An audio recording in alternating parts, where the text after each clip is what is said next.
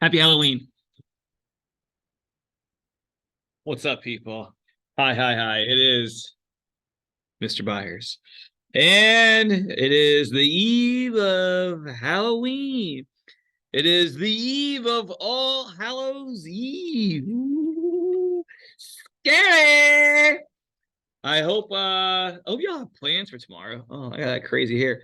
Hope you have plans for tomorrow because tomorrow's Halloween is one of the greatest days ever.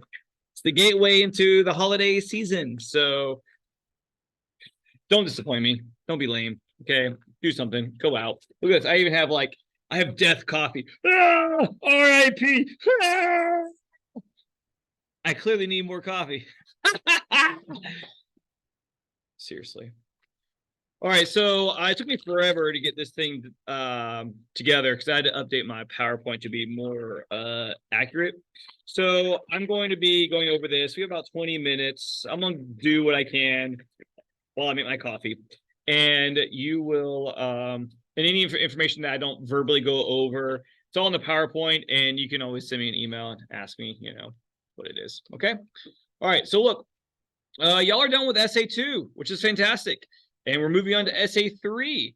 We don't really have any time to stop and smell the coffee. We have to get rolling with the homies, okay? So let's get to it righty now. I'm going to share my screen with you.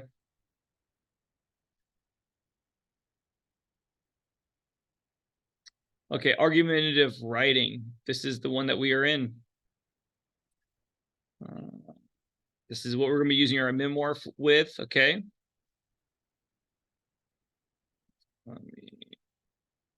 There we go. Okay. So you've been reading this memoir, okay? And that memoir is going to be the topic or used as the main topic I'm sorry, is either going to be the topic or it's going to be used as one of your sources for essay 3, okay?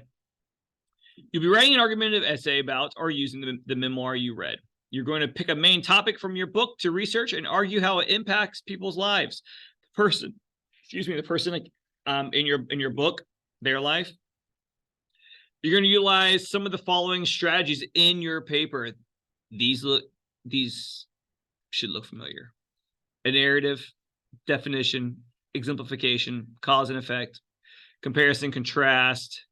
You will have different paragraphs that are like motivated by different types of writing. You might tell a narrative. You might relate personally to this book that you read, the topic that you're going to be discussing. So you might want to tell a little personal story. Cool. Narrative. There it is. You might be talking about a term which you want to spend a paragraph defining. You might want to provide some additional examples, not just from your memoir, but of other people, of other things that have gone through something similar. You can do that. Cause and effect about how this issue you're discussing, how it, because of this, it led to this. Cause and effect, boom, and comparison contrast. Okay. Can you utilize any of these types of writing? Oh, and classification. From your memoir, you're going to draw upon something that seemed to be a defining aspect or influence on the speaker's life. This can be positive. It can be positive. It can be a trait. It can be an element. Okay. Such as like motivation. Sometimes maybe the speaker was like highly motivated and they really wanted to like achieve a lot. Like if you read Bruce Springsteen's memoir, he was very highly motivated. So like so much of everything he did was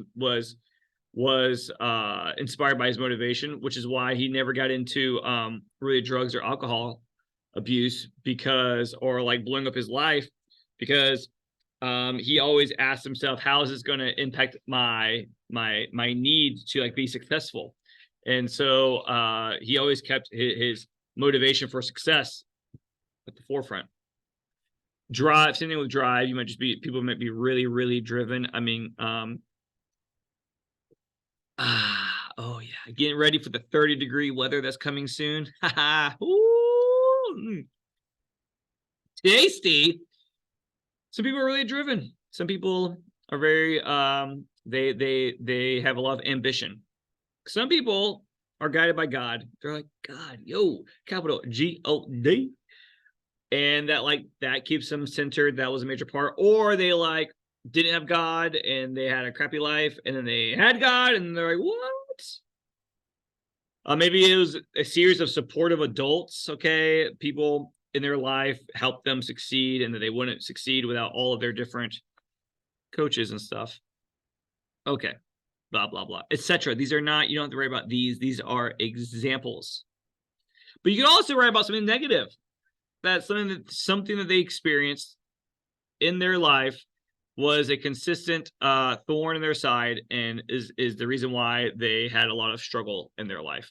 Okay, which could be about abuse, family abuse, sexual abuse, self-abuse, trauma that they experienced as children, traumatic events that came from abuse, maybe war, poverty, these kind of things. Maybe they were born an addict, which is what I'm going to talk about today some. They have an addiction. They had an addiction problem from the very beginning, and this one thing was a constant struggle in their life. Maybe they're just greedy. Maybe they're just money hungry, and everything they did was motivated by wealth, and then they end up going to prison. Maybe you read the book The Wolf of Wall Street, something like that. All right. Your essay can center on the speaker's life, where you discuss all the ways they have been impacted by this element. So the whole paper is about your memoir. Pretty much every paragraph you talk about your memoir. Okay. Or your essay can be focused on the issue you are discussing. Specifically, especially if it is something that you can relate to. So I'm going to talk about, sadly, Matthew Perry. If you haven't heard, it's very sad. Matthew Perry died over the weekend. And what a bummer. It's a total bummer. And I read his book, and his book was really good. And I even put it on my suggestions list. Some of you might have read Matthew Perry's book. And it's so sad that he died this past weekend. And he was an addict his whole life. And we don't know if he died high or drunk. Not sure. He drowned in his hot tub. But if you read his book, you know that his book is it's a book about addiction. The whole thing's about addiction, really. Okay. And so if you could write your memoir, your essay 3 just on addiction, and use Matthew Perry as just one example. You can, same thing with, if there are other books that deal with parental abuse. If you read that book, I'm Glad My Mother Died. There's a lot of things I think in that people could relate to. So your essay could be about overarching about let's say over empowering parents, and then you just use her book as one of your examples. Okay. You have to have 4 supports in your essay. So regardless if you use your memoir, you're definitely using your memoir as one of source. It can either be you use your whole paper is about your memoir, or you just use one element to talk about your memoir. Your essay will be graded. I gotta fix that. On the following requirements: 1,400 words. It's the last essay. It's the longest essay. There's more things to write about. So you are, and since you're gonna be using so much research, your essay needs to be about either 4 full pages, not including works cited page, or it needs to be 1,400 words. Okay, so make sure you do that. It should be in MLA formatting. You should have you have to use your memoir as one of your sources. That's what we're going to call your primary source. And then you're going to have 3 secondary sources, which are articles that you'll research, or books. I know some of you like books, which is great. I loved books in college. I only used books in my papers because I thought I was cooler than everyone else. And then my professor would be like, way to go. And turns out they didn't care. So you have to integrate 4 quotes, 1 from each source. You need to have at least 1 quote from your memoir, and then 1 quote from each of your secondary sources. You can use summaries also, but you got to have at least 1 integrated quote per source. which means that you have to have a parenthetical citation, which means you have to have at least four parenthetical citations. The rest can be summaries. And then you're going to have a works cited page that is in proper MLA formatting. All right. I need to go ahead and like this song on my Pandora playlist because it's The Cure. And the more I like it, the more they will keep playing it. So, like. Oh, no. YouTube is going to flag this video. I'm not going to be able to show you this video. YouTube is going to hear The Cure in the background. It's going to say, no, you don't own the rights to this. You can't post this. And I'm like, hope that's not the case. Hope you can still watch this. All right. So you need a works cited page. Week 12 through 16. This is it. Is that not crazy? This is it. This is it. Here we go. Okay, this week we're doing, you're going to decide on a topic and you're going to write an outline. Next week, you're going to finalize your 3 sources, find them. And then you're going to write what's called an annotated bibliography, which I'll go over next week. Then you're going to draft your essay. And then we have Thanksgiving. You have Thanksgiving. There's nothing assigned during Thanksgiving. Not allowed to. Now, if you want to work on your paper and just get it done and finished and submitted, I will have the Dropbox open. But the paper is not actually due until December 4th. But once you turn in your paper, you're like, these assignments, you're done. So if you go ahead and do all this stuff quickly, the annotated bibliography is easy. You're writing an outline, you're writing your works cited page, and then you're summarizing your sources. Under each of your citations, you put a summary of the source. It's actually pretty easy. Okay, so like once you do all this stuff, you're done with the class. I will put the SA3 Dropbox up soon, and as soon as you upload all of it, you're done. That's it. So if you end up posting your paper during Thanksgiving, that's on you. You may do that. It's your body. I don't control you. Okay, if you're doing this, I'm like, okay, you whatever. Okay, then you're done. But technically, there is no assigned work during Thanksgiving. Okay. All right. So what is an argumentative essay? Okay. Now look, I'm using the word argumentative, a little flexible here. Okay. This essay still might sound a lot like an expository essay where you're explaining stuff, but technically in this you are arguing a debatable topic. You are saying this is my idea and this is what I think it is.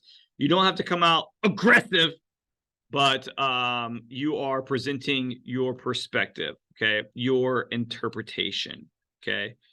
So, but it has introduction, and I'm gonna give you a very detailed when you actually comes time to write your paper, I'm gonna tell you like what to put in your introduction and all this kind of stuff. But it has body paragraphs, and then it has a conclusion, okay, and a works cited page, okay. All right, so look, you got to have sources. You can use Galileo, or you can use these. This is the same thing I've talked about the last 2 papers, okay? New York Times, Vulture, The Atlantic, Slate, The Guardian, The Economist, Forbes, The Washington Times, Psychology Today, New York Magazine, .org, .gov, .edu. Anything with the Associated Press, I want to emphasize that up here, right here.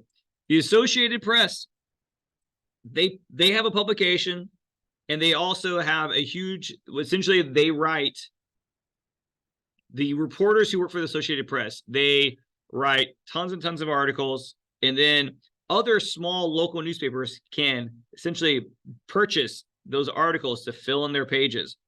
So if I'm a small newspaper publisher down in Jackson Grove, Georgia, made up town, of 10,000 people, and I have like 2 reporters on staff, and I want to put out a whole newspaper, but like the 2 reporters can only write a certain number of articles, then I can supplement by purchasing articles from the Associated Press and having them printed in my newspaper. Okay, so like if I'm a reporter, I don't have to get a job with the Atlanta Journal-Constitution. I could get a job with the Associated Press, and I could cover the politics. And I will write 2 articles a week, and they might be published in a newspaper, or they might not, because it doesn't matter. The Associated Press owns them. Okay. And then so the AP, that's just what that means. Okay. Sometimes you'll see them on they have their own news page, and then they're also published in other people's newspapers. Don't use Wikipedia. Don't use dictionary.com. Don't use online encyclopedias. Don't use Fox News. Don't use CNN News. And when in doubt, email me. Okay. All right. Quickly, I have 5 minutes. What? Supportive research. Supportive research. This research that directly discusses your memoir you read and the issue you are discussing. Okay. So, example thesis. Angela Davis wouldn't have had the revolutionizing life she led if she hadn't moved to New York City as a teenager, which is prompted by the racial terrorism of the South. Okay. So I'm writing about Angela Davis, and I'm saying that like her time in New York City was fundamental to her becoming who she was, this awesome Black Power activist. Okay. She became a Black Panther. She was really big on the Black is Beautiful movement. She's still alive today, out there protesting. Okay. And so this article, Angela Davis, we knew that the role of the police was to protect white supremacy by Lanier Bakar, was published in The Guardian, has this quote about my topic. All right. Angela Davis.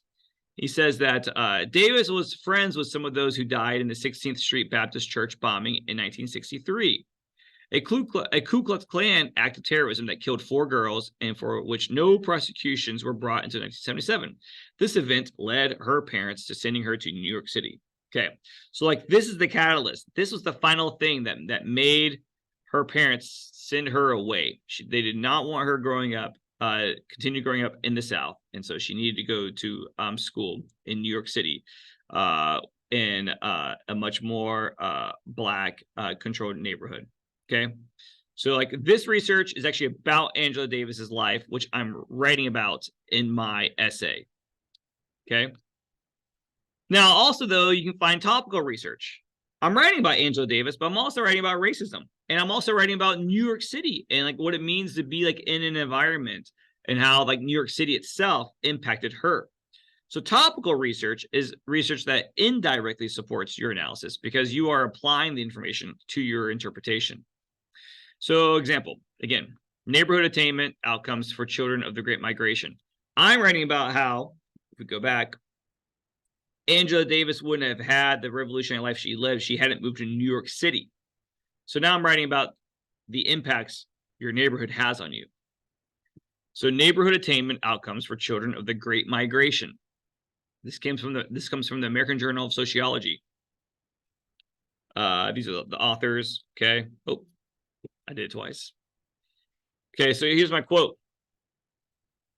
We find that Black and white second generation migrants tend to live in more socioeconomically advantaged and wider neighborhoods than Southern stayers.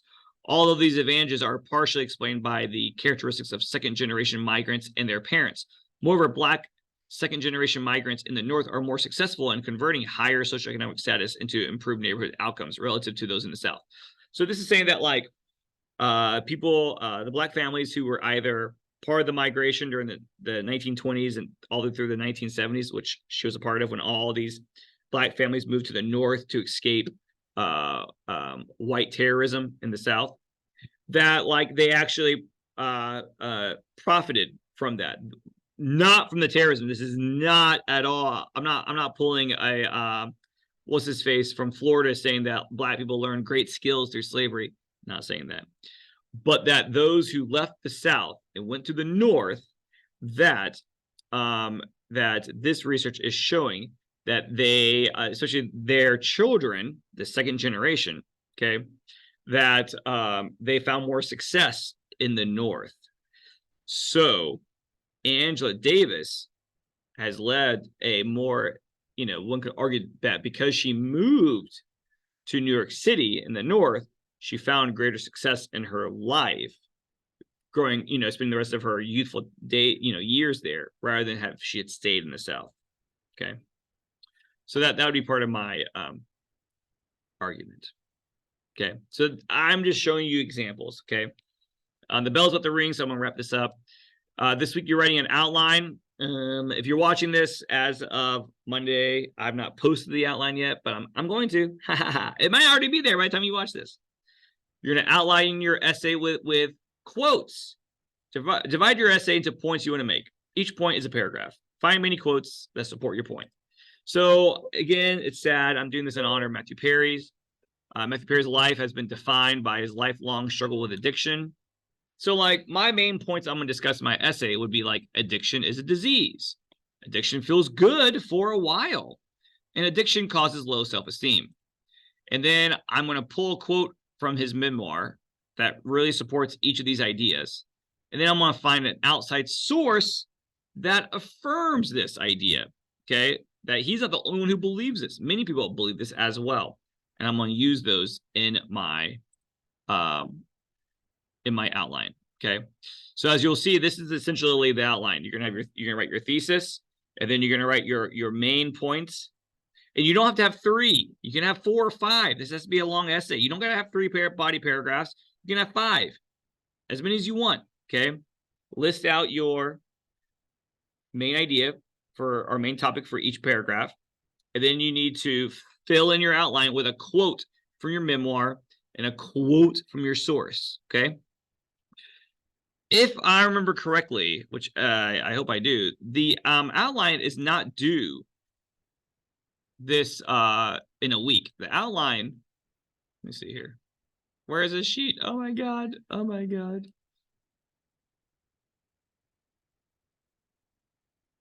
The outline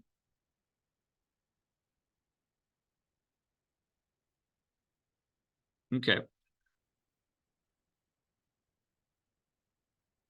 All right, so your outline, I'm not going to make due until the 13th. I'm going to fix this. I'm going to go online and I will update that. The outline doesn't have to be due until the 13th because you have to have a quote from your sources, okay? So that might take 2 weeks to do all this. Now, that means that you're going to have 2 assignments due on the 13th. You have 2 assignments. You have the outline and the annotated bibliography, all right? But I'm going to give you some time to do your research and find your sources and then be able to pull quotes from them, okay? So your outline is going to be your thesis, your main ideas for each paragraph, and then quotes from your memoir and quotes from your sources. Okay. I hope that makes sense. Let me know if it doesn't, and individually, I can talk to you, okay? All right. Take it easy. Happy Halloween. Boo! Ah! See ya.